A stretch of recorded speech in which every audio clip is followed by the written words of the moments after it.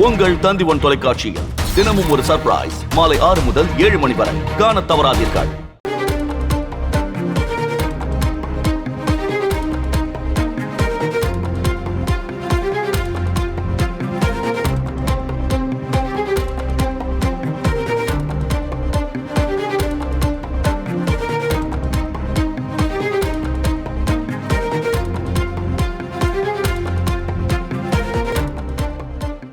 தன் மீதான குற்றச்சாட்டுகளை தயாரிப்பாளர்கள் சங்கம் 24 மணி நேரத்திற்குள் திரும்ப பெற வேண்டும்.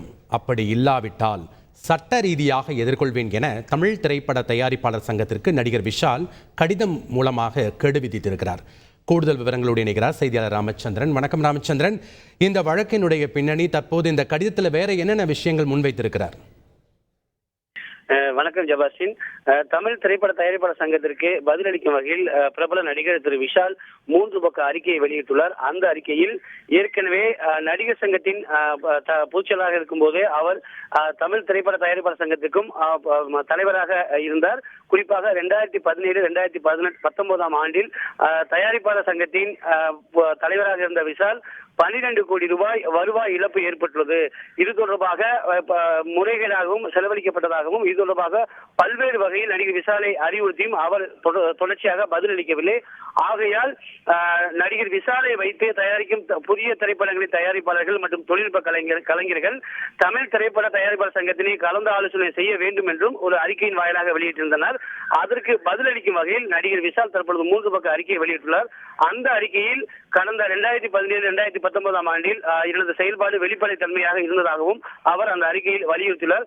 குறிப்பாக கடந்த 2017-19 ஆண்டுக்கான ஆவண சான்றுகள் அனைத்தும் சங்க நிர்வாகம் வசம் உள்ள நிலையில் என் தரப்பு சாட்சிகளை கொண்டு ஒரு நியாயமான விசாரணை நடந்தால் என் மீது பத்திரிகை மூலமாக தாங்கள் முன்வைத்த குற்றச்சாட்டுகள் அனைத்தும் ஆதாரமற்றவை என்பது நிரூபணமாகும். மேலும் உண்மையில் காழ்ப்புணர்ச்சியும் சுய உள்நோக்கங்களும் இன்றி சங்க நலனின் தங்கள் நோக்கமெனில் நியாயமான என் கருத்துக்கு ஏற்கப்படும் என்றும் எதிர்பார்க்கிறேன். இத்துடன் என் மனதில் இருக்கும் கேள்வியை முன்வைத்து விடுகிறேன். என்னை வைத்து படம் தயாரிக்கும் தயாரிப்பாளர்கள் மற்றும் தொழில்நுட்ப கலைஞர்கள் ஏன் தயாரிப்பாளர் சங்கத்தில் கலந்து ஆலோசனை செய்ய வேண்டும்? இவை விஷால் என்ற நடிகருக்கு தயாரிப்பாளர் சங்கம் விதிக்கும் மறைமுக ரெட் கார்டா என கேள்வி எழுப்பியுள்ளார். அது மட்டுமல்லாமல் கடந்த காலங்களில் நடிகர்கள் மீது ரெட் கார்டு நேரடியாகவோ மறைமுகமாகவோ விதித்ததில் சட்டத்தில் முன் கை நீட்டி நின்று தங்கள் முடிவை அன்றைய சங்க நிர்வாகிகள் வாபஸ் பெற்ற வரலாறு உள்ளது என்பதை மறவாமல் இருப்பது நல்லது. மேலும் என் மீது தனிப்பட்ட ரீதியில் பொய்யான குற்றச்சாட்டுகள் கூறிய சங்கத்தின் தற்போதைய நிர்வாகிகள் இக்கடிதம் பெற்ற 24 மணி நேரத்திற்குள் தாங்கள் வன்மத்தால் அனுப்பிய பத்திரிகை செய்தியை திரும்ப பெற்று பதிலளிக்க வேண்டும். இல்லை எனில் சட்ட ரீதியாக நான் இதை எதிர்கொள்வேன் என்றும் நடிகர் விஷால் அந்த 3 பக்க அறிக்கையின் வாயிலாக தயாரிப்பாளர் சங்கத்துக்கு ஒரு வலியுறுத்தலை விடுத்துள்ளார். நன்றி ராமச்சந்திரன், உங்களுடைய தகவல்களுக்கு. உங்கள் தந்தி1 தொலைக்காட்சியில் தினமும் ஒரு சர்ப்ரைஸ் மாலை 6 முதல் 7 மணி வரை காணத் தவறாதீர்கள்.